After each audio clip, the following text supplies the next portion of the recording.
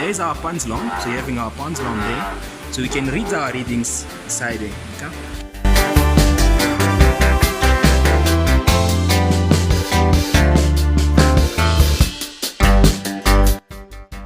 So there she touches the sample. So what we're gonna do, we're gonna make sure that this small pendulum here moves from the black dots to the red dots. Okay, so look at what she's gonna do now. There we go. She just goes straight up until it touches the end. Alright, so now once that's done, she's gonna make sure that the pendulum shows 0. Check there, that is my 0, that is my 0. And then from there she's gonna now put the loads on the sample.